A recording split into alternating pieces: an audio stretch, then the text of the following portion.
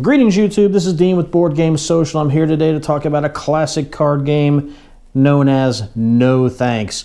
Z-Man Game publishes this game currently. It came out about 2004. You can still find it. It's a fun game. It's very easy, but it does have some strategy.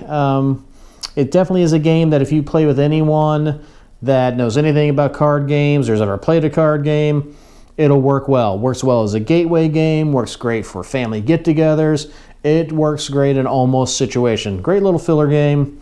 But anyways, let me show you how it's played. Obviously, you know I like it, but well, let me walk you through a quick setup. Okay, so the game of No Thanks, card game. 35 cards in the deck.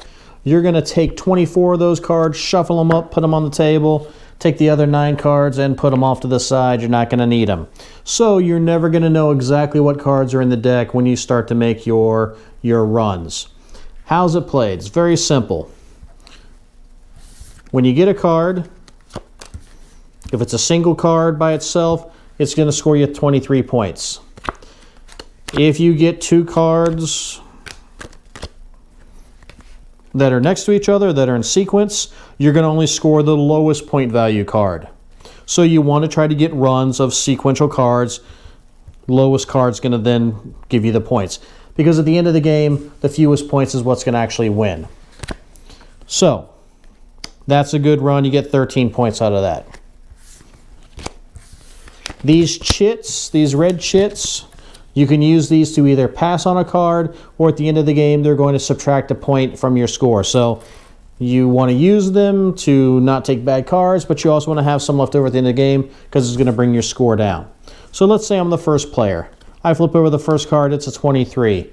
I don't know. I have no information at this point in time, but I don't really want it, so I'm going to put a chit on it. This person says, I don't want that card. I'm not going to start that high. This person says, oh, you know what? I'll take it. They get the 2 chits and they get the card. They then flip over the next card. It's a 10.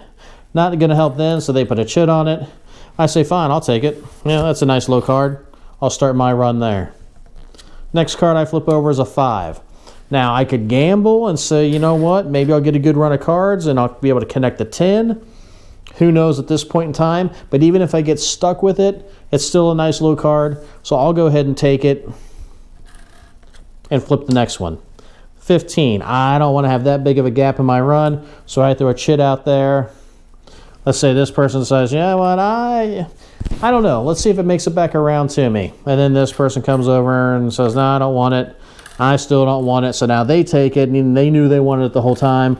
They were just trying to get some chits thrown on top of it to build up their stack. And then the next card over is a 14. Well, it's still their turn, so they're going to take that 14. They could have attempted to let it go past, and maybe they would have got a couple chits out of it. Who knows? But someone else could have taken it just out of spite, knowing that they wanted it. Still their turn, so they're going to flip the 13. Well, it definitely isn't going to make it around, I'm sure, back to them, so they better take it first off. And so on and so forth. So you're going to keep playing this deck down.